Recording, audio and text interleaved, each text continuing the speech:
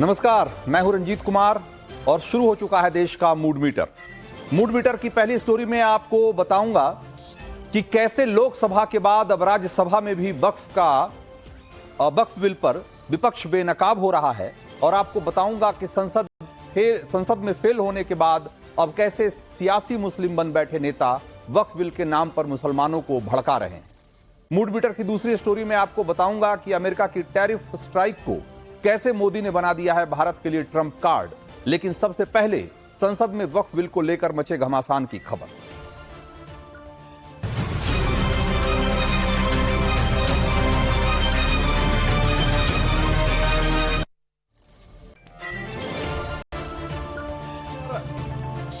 वक्फ bill पर आज लगातार दूसरे दिन विपक्ष के मानसिक दिवालियापन का प्रदर्शन हुआ। कल लोकसभा में 14 घंटे तक टाइम पास करने के बाद आज राज्यसभा में विपक्ष पिछले 5 घंटे से सिर्फ वक्फ बिल के नाम पर मोदी सरकार पर बेसिर पैर का आरोप लगा रहा है। विपक्ष के तर्कश में वक्फ बिल के विरोध में तर्कों का इतना जबरदस्त टोटा है कि वो वक्फ बिल पर कम और इधर उधर की बातें ज्यादा कर रहा है। दरअसल विपक्ष को भी पता है कि वक्फ बिल का चाहे वो जितना मर्जी विरोध कर ले, उसके पास अपने दावों को साबित करने का कोई सबूत नहीं। इसीलिए विपक्षी नेताओं का पूरा फोकस इस बात पर है कि वक्फ बिल के बहाने वो खुद को पॉलिटिकल मुसलमान साबित कर दे। और इसकी सबसे जबरदस्त कोशिश तो असदुद्दीन ओवैसी ने बिल की कॉपी फाड़ कर की। अब विपक्ष को यह तो समझ में आ गया है कि वक्फ बिल को रोकना उसके बस की बात नहीं। इसीलिए अब मुसलमानों को भड़काने की कोशिशें शुरू हो गई। धमकियां दी जाने लगी है कि अगर वक्फ बिल को देश का मुसलमान अगर पास किया गया तो देश का मुसलमान उसे बर्दाश्त नहीं करेगा। लेकिन गृह मंत्री अमित शाह कह चुके हैं कि संसद में बने कानून को न मानने की गुस्ताखी कोई नहीं कर सकता।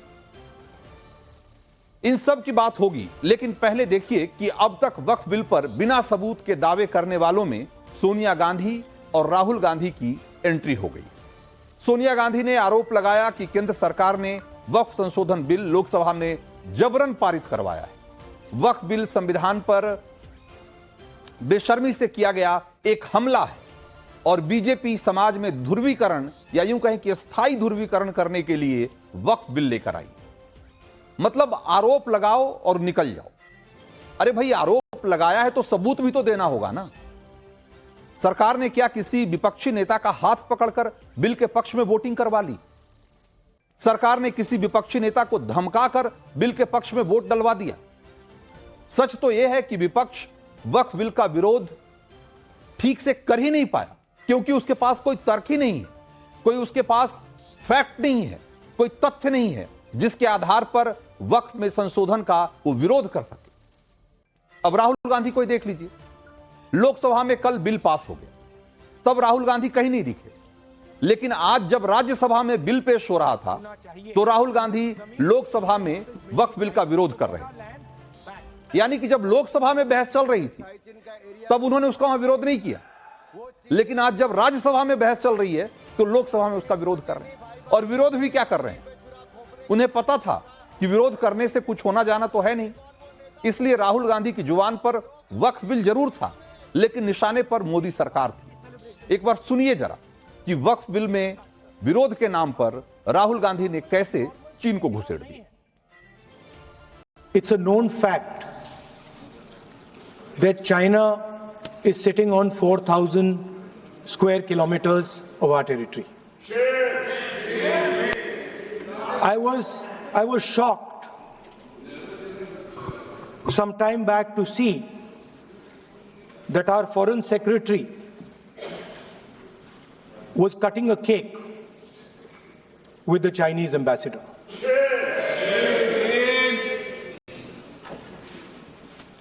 The question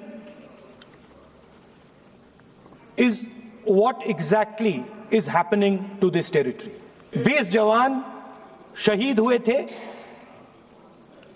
उनकी शहादत की सेलिब्रेशन हो रही है केक काटकर।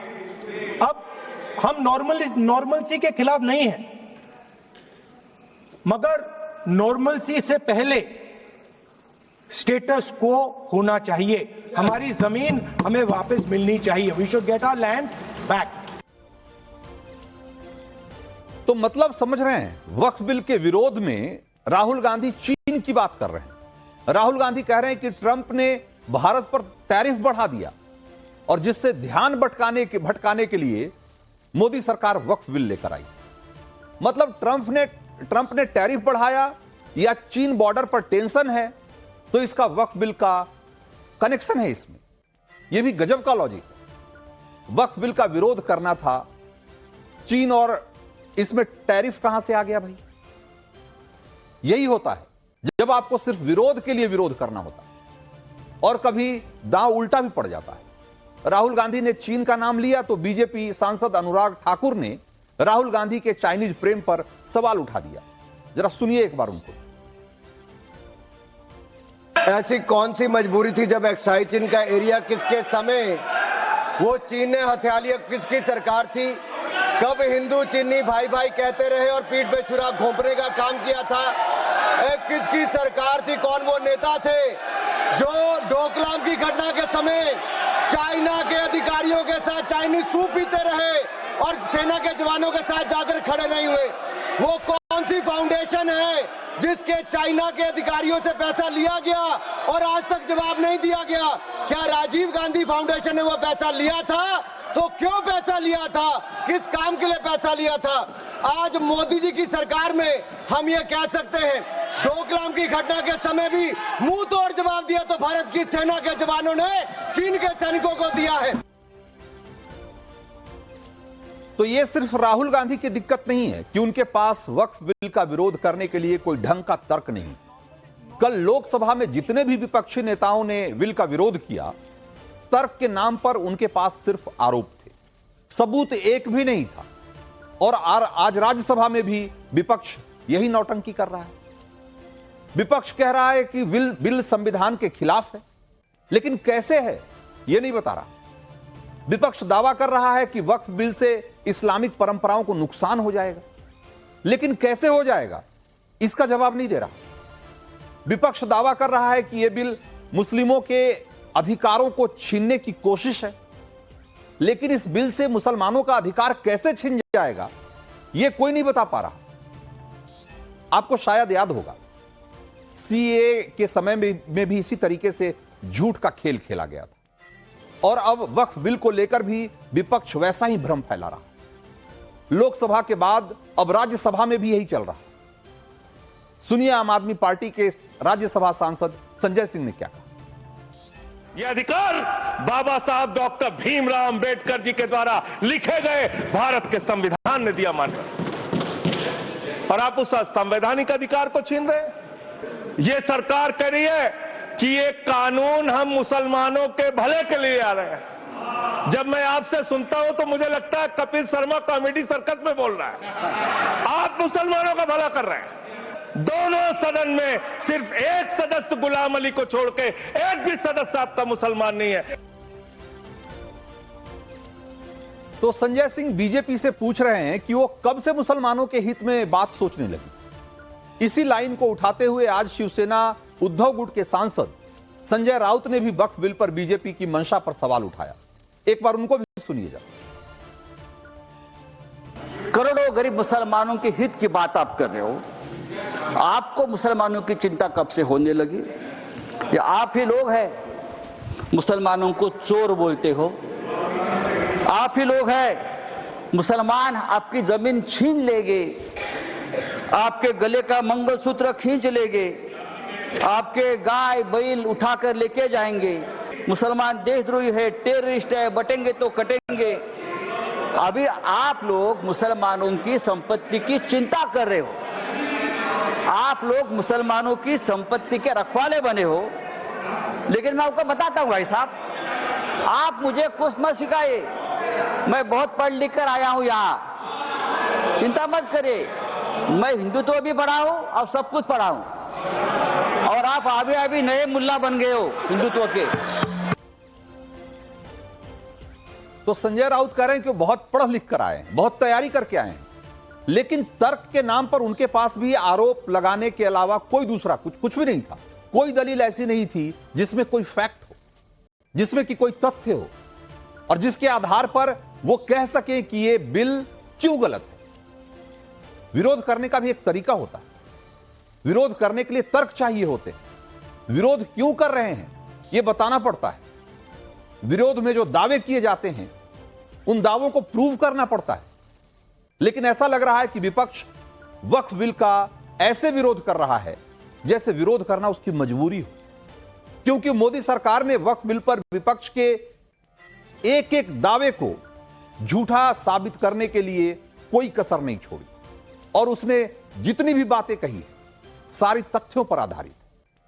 आप सुनिए, आज राज्यसभा में बीजेपी सांसद राधा मोहन दास अग्रवाल ने वक्फ के नाम पर चल रहे फर्जीवाड़े की कैसे धज्जियां उड़ाकर रखी।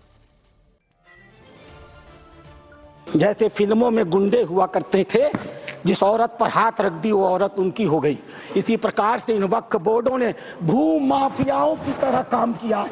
जिस जमीन पर हाथ रख दिया इन्होंने वो जमीन उनकी हो गई।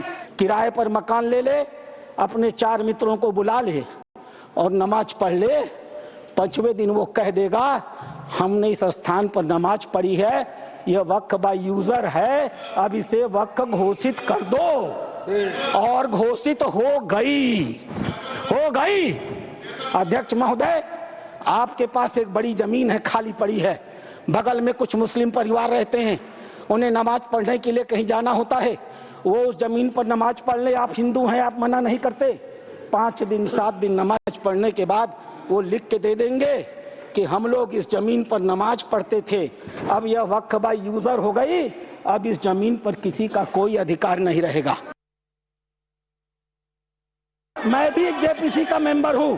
मैंने कुरान को कोट करके कहा कि मौलवी साहब ये तो बताओ कि इस कुरान में या किस हदीस में यह लिखा है कि अगर हमने कोई संपत्ति दान नहीं की तो तुम उसको वक्फ बाय यूजर मालिकाना मान लोगे। किसी के पास एक भी मेरे सवाल का जवाब नहीं था। तुम तो मुसलमान हो, बचपन से पढ़ते हो ना। मैं पढ़ूं और बताऊं कुरान में क्या लिखा है? मार हो जाएगी, मार। ये हिंदू की भलमनसाहत है जो कुरान पढ़ के तुम्हें बताता नहीं है। तो सरकार की तरफ से वक्फ बिल का एक एक फायदा गिनाया जा रहा है, लेकिन विपक्ष के पास विरोध में एक भी तर्क नहीं। इसीलिए सरकार एकदम कूल है और विपक्ष बौखलाया हुआ। आप देखिए कि कैसे कल असदुद्दीन ओवैसी ने गुस्से में आकर वक्फ बिल की कॉपी को ही फाड़ दिया और फिर खुद को मुसलमानों का गांधी बता दिया। और अब इसमें अकबरुद्दीन ओवैसी की भी एंट्री हो गई। यानी जब ओवैसी ब्रदर्स वक्फ बिल पास होने से नहीं रोक पा रहे हैं तो अफवाह फैला रहे हैं, मुसलमानों को भड़का रहे हैं, धमकी देने पर उतर आए हैं। सुनिए अकबरुद्दीन ओवैसी को एक बार। अमेंडमेंट बिल के जरिए अगर कोई निशाना बन रहा है तो वह हिंदुस्तान की सबसे बड़ी अक़लियत मुसलमानों का निशाना बनाया जा। आज जो हमारे आबा व अजदाद ने हमारे आने वाले कल के लिए जो वक्त किया था जायदादों को एक मंशे के तहत एक मकसद के लिए उन औकाफी जायदादों को मनसूबाबंद अंदाज के जरिए, कानून साजी के जरिए उन औकाफी इदारों को तबाह बर्बाद करने का एक कानून पार्लियामेंट में आज ज़ेर बहस है। तो विपक्ष पर सीधा और बड़ा आरोप यह है कि वो वोट बैंक साधने के लिए वक्फ संशोधन बिल को खराब बता रही। लेकिन सवाल तो यही है कि कहीं वो इस विरोध के बहाने कट्टरवादियों को खाद पानी तो नहीं मुहैया करा रही, कहीं वक्फ के विरोध के बहाने उन संगठनों को तो नहीं आगे बढ़ा रही जिनकी हिस्ट्री दागदार रही, जैसे कि पीएफआई जो एक बैंड संगठन है जिस पर प्रतिबंध लगा हुआ है। और इस पीएफआई का एजेंडा राजनीति में कौन चलाता है? एसडीपीआई। और वही एसडीपीआई अब वक्फ के विरोध के नाम पर मुसलमानों को साधने में लगा, पूरे देश को शाहीन बाग बना देने का प्लान बना रही है। जब मुसलमान अपने ईमान पर आ जाए तो फिर वो देखता नहीं है सामने कौन है, जब तक बर्दाश्त करता है तब तक करता है, लेकिन बर्दाश्त से जब बाहर हो जाता है तो मुसलमान जब मैदान करबला में उतरेगा तो फिर नहीं देखेगा कौन कौन है, फिर तो जो होना है वो होकर रहेगा। कान खोल के सुन ले कि ये विरोध शुरू हो चुका है, सड़कों से लेकर संसद तक चलने वाला है, तो ये बिल वापस ले उसमें ही बेहतरी है। शाहीन बाग पूरे भारत में बनेगा। अगर ये कानून पास हो गया तो एसडीपीआई पूरे भारत में शाहीन बाग बनाएगी। ये हमारा अधिकार है। किसानों का बिल अगर वापस हो सकता है तो वक्फ बिल भी वापस जा सकता है। तो जब देश की संसद के भीतर से मुसलमानों को भड़काने के लिए तर्कहीन तकरीरें की जाती तो सड़क पर उसका कैसा इंपैक्ट होता है, वो भी विपक्ष को एक बार सुनना चाहिए। अभी हमने आपको एसडीपीआई का बयान सुनाया, उसके कार्यकर्ताओं का बयान सुनाया, जो कि असल में पीएफआई का एक पॉलिटिकल विंग है, और पीएफआई एक बैंड संगठन, एक प्रतिबंधित संगठन है। उसके लोग खुलेआम कह रहे हैं कि पूरे देश में शाहीन बाग बना देंगे, और जिस तरीके से संसद में और अलग अलग मोर्चों पर, मंचों पर मौलाना जिस तरीके से लोगों को भड़काने में लगे हुए हैं, उसका असर किस रूप में सामने आ रहा है, एक बार कुछ और उसकी बानगी देखिए। जैसा भी होगा, चाहे हमें जेल जाना पड़े, चाहे हमें असूली में चढ़ा दो, अब हम सर पे कफन बांध चुके हैं, हम अपना हक लेके रहेंगे। बर्दाश्त नहीं करेंगे।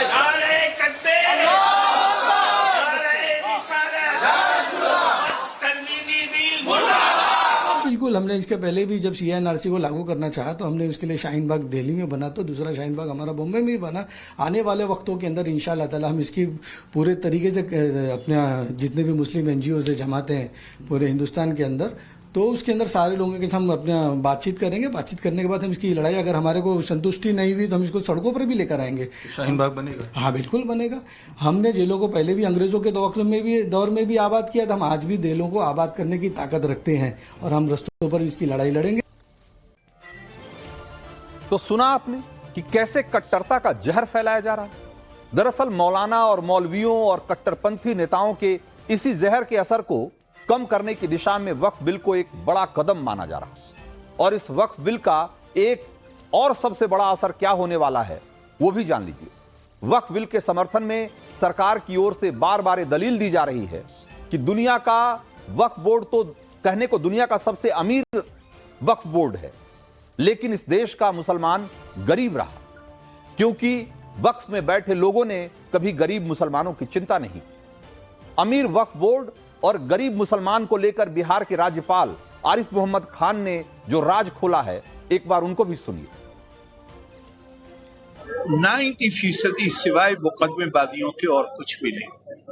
आप एक बात मुझे बताओ कि आप ये देखिए कि मथुरा में कितने वक्फ हैं, और क्या कोई चैरिटी ऑर्गेनाइजेशन चल रही है यहाँ पे? तो अगर वक्फ का ही के लिए, वक्फ का मतलब ये है कि ये प्रॉपर्टी मेरी, अब इस प्रॉपर्टी को मैंने परमात्मा को, अल्लाह को ओनरशिप कर दी।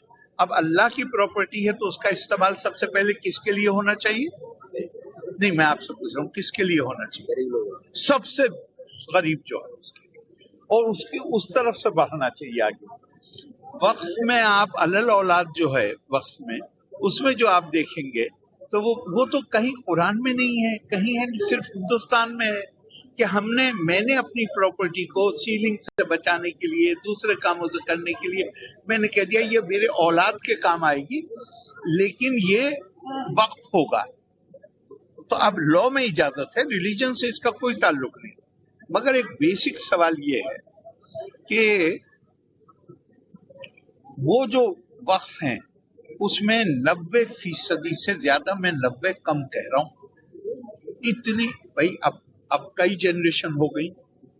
पहले उन्होंने मानो कह दिया कि बड़ा बेटा मुतवल्ली हो, अब बड़ा बेटा और 3-4 बेटे, उनके बच्चे हो गए। अब खानदान में ओवर ए पीरियड ऑफ मानिए 150 साल हो गए, तो अब उसमें 3 जनरेशन 4 जनरेशन आ गए। अब वहां पे आ गए 40-50 लोग हैं, मुतवल्ली एक हो सकता है।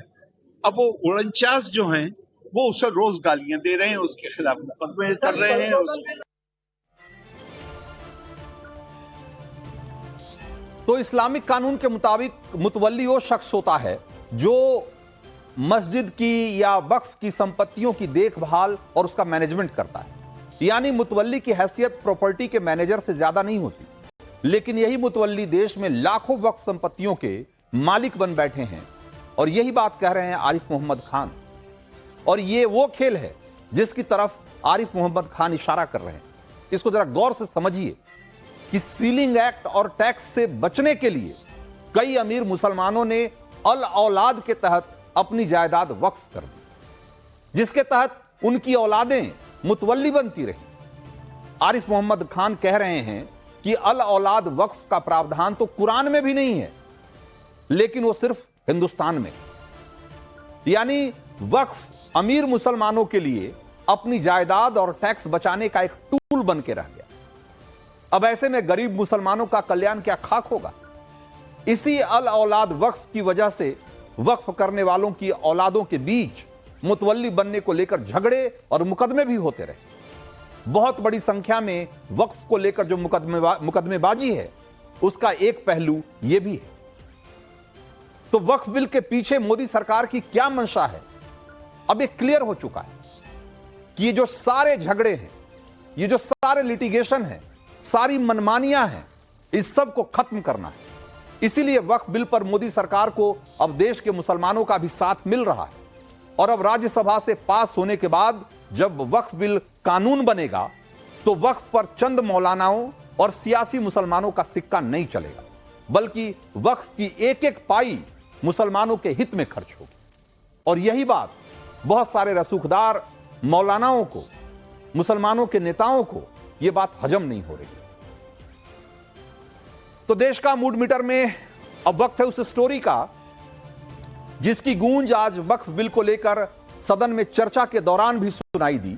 लेकिन आपको बताते हैं कि जिस अमेरिकी टैरिफ को लेकर भारत का विपक्ष सरकार पर सवाल दाग रहा है, उस टैरिफ को कैसे मोदी सरकार ने अपना ट्रम्प कार्ड बना लिया है।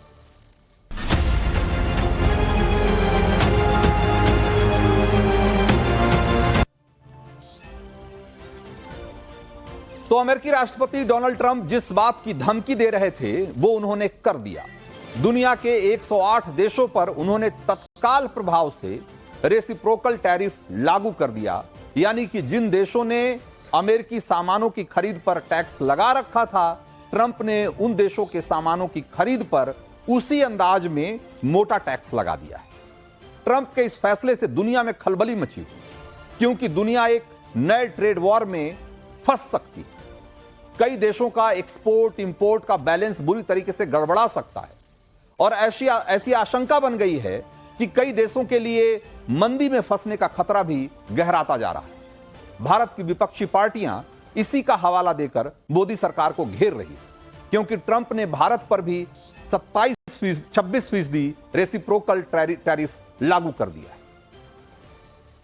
तो ट्रंप ने रेसिप्रोकल टैरिफ लगाते हुए भारत के लिए क्या कहा, पहले एक बार जरा वो सुनिए और फिर आपको बताएंगे कि ट्रंप का यह फैसला भारत के लिए मुसीबत है या फिर आपदा में एक अवसर।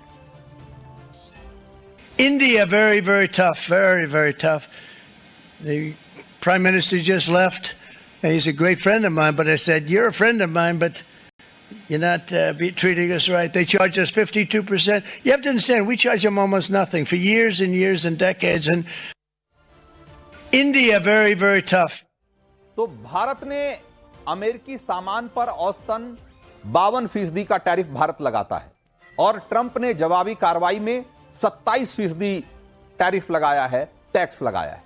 दुनिया की कई फाइनेंशियल फर्मों की रिपोर्ट की अगर माने तो इस रेसिप्रोकल टैरिफ से भारत को सालाना 31 अरब डॉलर तक का नुकसान झेलना पड़ सकता है और कहा जा रहा है कि इससे अमेरिकी कंपनियों में भारतीयों के लिए नौकरी के मौके भी घट जाएंगे। अमेरिका में कारोबार कर रही भारतीय कंपनियों का मुनाफा भी इससे प्रभावित होगा और विपक्ष इसी का हवाला देकर मोदी सरकार को घेरने में जुटा हुआ है। ट्रंप मोदी की दोस्ती पर सवाल उठा रहा है। सुनिए कांग्रेस अध्यक्ष मल्लिकार्जुन खड़गे ने ट्रंप टैरिफ को लेकर क्या प्रतिक्रिया दी।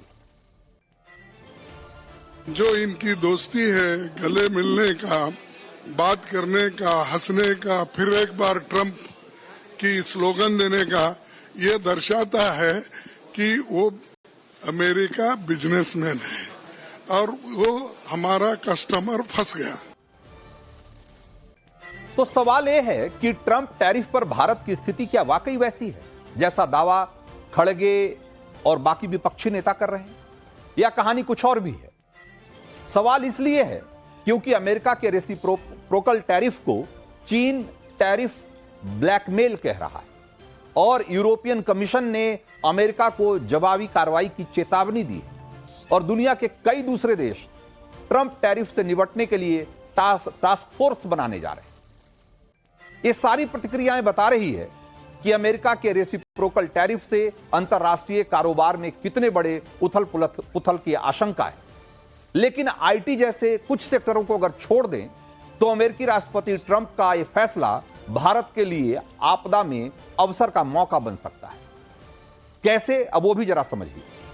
ट्रंप के रेसिप्रोकल टैरिफ का जितना बड़ा झटका भारत को लगा है उससे कहीं ज्यादा बड़ा झटका ये चीन, बांग्लादेश, वियतनाम और इस तरह के दूसरे देशों के लिए साबित हो रहा है, क्योंकि अमेरिका ने भारत पर 27% रेसिप्रोकल टैरिफ लगाया है, जबकि बांग्लादेश पर यह टैरिफ 37%, चीन पर 34% है और वियतनाम पर तो 46% है, पाकिस्तान पर भी 29% है। यानी भारत से ज्यादा इन देशों से जो अमेरिका को होने वाला एक्सपोर्ट है उस पर इसका ज्यादा असर पड़ेगा और उसकी भरपाई के लिए भारत के पास एक बड़ा मौका होगा, खासतौर से टेक्सटाइल और गारमेंट सेक्टर। तो अमेरिका को कपड़ा एक्सपोर्ट करने में भारत की हिस्सेदारी चीन और वियतनाम और बांग्लादेश जैसे देशों की तुलना में अभी कम है। अगर 2024 का आंकड़ा देखिए तो अमेरिका को जितना कपड़ा एक्सपोर्ट हुआ उसमें भारत की हिस्सेदारी सिर्फ 6% की थी, जबकि चीन से 21%, वियतनाम से 19% और बांग्लादेश से 9% उसकी हिस्सेदारी थी इन सारे देशों, जो कि भारत के मुकाबले कहीं ज्यादा है। ऐसे में इन देशों से जो रेसिप्रोकल टैरिफ 1.25 से 1.5 गुना ज्यादा है भारत के मुकाबले, उसकी वजह से इनका जो माल है, इनका जो टेक्सटाइल है, यह अमेरिका में महंगा होगा और इन देशों की जो टेक्सटाइल कंपनियां हैं उनके लिए वहां कारोबार करना ज्यादा मुश्किल होगा, जबकि भारतीय कंपनियों के लिए अमेरिका में एक्सपोर्ट करना बाकी देशों के मुकाबले सस्ता होगा, जिससे कि भारतीय टेक्सटाइल की मांग अमेरिका में बढ़ेगी। तो अगर आप इसको इस तरीके से देखिए तो यह भारतीय टेक्सटाइल कंपनियों के लिए एक बहुत बड़ा मौका है और भारत में इसके जरिए रोजगार के मौके बढ़ाने का भी एक बहुत बड़ा अवसर है। 2023-24 के अगर आंकड़े को अगर आप देखें तो भारत से दुनिया को 36 अरब डॉलर, यानी कि अगर रुपए में देखें तो 3 लाख करोड़ रुपए से ज्यादा का कपड़ा एक्सपोर्ट हुआ था। इसमें से 10 अरब डॉलर यानी कि करीब 86,000 करोड़ रुपया 86,000 करोड़ रुपए के बराबर का जो एक्सपोर्ट है वो अमेरिका हुआ, अमेरिका को किया गया। रेसिप्रोकल टैरिफ के बाद इसके 2 गुना हो जाने की उम्मीद जताई जा रही है, यानी कि सालाना करीब 20 अरब डॉलर, यानी कि टेक्सटाइल इंडस्ट्री के लिए यह बहुत बड़े मौके के तौर पर देखा जा रहा है। इसी तरीके से ट्रंप के रेसिप्रोकल टैरिफ ने भारत की फार्मा कंपनियों के लिए भी एक बहुत बड़ा मौका बना दिया है, क्योंकि अमेरिका ने भारतीय फार्मा सेक्टर को इस टैरिफ से बाहर रखा है, जबकि चीन समेत कई दूसरे देशों की फार्मा कंपनियों पर ट्रंप ने बहुत मोटा टैरिफ लगाया है। ऐसे में भारतीय फार्मा सेक्टर के सामने भी एक सुनहरा मौका है। अमेरिका में पहले ही भारत की जेनरिक दवाओं की जबरदस्त मांग है। भारत अमेरिका को सालाना करीब 9 अरब डॉलर की दवाएं सप्लाई करता है, एक्सपोर्ट करता है, और रेसिप्रोकल टैरिफ के बाद इसमें बहुत बड़ी तेजी आने की उम्मीद जताई जा रही है, क्योंकि फार्मा कंपनियां इस रेसिप्रोकल टैरिफ का जो दायरा है उससे उसको अलग रखा गया है। तो टेक्सटाइल और फार्मा सेक्टर के अलावा अमेरिका भारत से कई दूसरे प्रोडक्ट भी मंगाता है, जैसे कि petroleum product, telecom instruments, electronic machinery, कोयला, कोक, कीमती पत्थर, गहने वगैरह वगैरह। चूंकि भारत इनमें से ज्यादातर प्रोडक्ट पर टैरिफ नहीं लगाता है या बहुत आधा पौना % टैरिफ लगाता है, तो अगर रेसिप्रोकल टैरिफ के हिसाब से देखा जाए तो भारत के ऐसे सामानों की मांग अमेरिका में बढ़ना तय है, क्योंकि इन पे रेसिप्रोकल टैरिफ के अगर हिसाब से देखा जाए, मतलब बराबर का टैरिफ के हिसाब से देखा जाए, तो इन पे टैरिफ उसी अनुपात में लगेगा। तो इन सब के बीच भारत के लिए रेसिप्रोकल टैरिफ घटाने का रास्ता भी अमेरिका ने बंद नहीं किया है। उसने आज ऐलान जरूर किया है, लेकिन यह टैरिफ आने वाले दिनों में घट भी सकता है। कैसे? तो अमेरिका और भारत के बीच द्विपक्षीय व्यापार का एक बार आंकड़ा पहले देखिए, फिर मैं बताऊंगा कि कैसे यह रेसिप्रोकल टैरिफ आने वाले दिनों में घट सकता है। अगर 24-25 में देखें तो दोनों देशों के बीच 118 अरब डॉलर का कारोबार हुआ और इसमें भारत ने 77 अरब डॉलर का सामान अमेरिका को भेजा, जबकि अमेरिका ने 40.7 अरब डॉलर का सामान भारत भेजा। अमेरिका इसे बैलेंस करना चाहता है और पीएम मोदी पहले से इस बात को भाप चुके थे और अभी फरवरी में ही वो अमेरिका दौरे पर थे, तो इस बात को उन्होंने आगे बढ़ाया, जिसके बाद भारत अमेरिका में द्विपक्षीय ट्रेड एग्रीमेंट पर बात चल रही है और सितंबर तक इस समझौते के पहले चरण पर मुहर लग जाने की उम्मीद है। और एक बार यह समझौता हो गया तो यह समझिए कि जो रेसिप्रोकल टैरिफ लगाया गया है अमेरिका की तरफ से, इसमें बड़ी कटौती हो सकती है। और इसीलिए कहा जा रहा है कि ट्रंप के रेसिप्रोकल टैरिफ की आपदा भारत के लिए असल में एक अवसर की तरह आई। तो आज देश का मूड मीटर में वक्त इतना ही था। मुझे दीजिए इजाजत। ब्रेक के उस पार देखिए बिगड़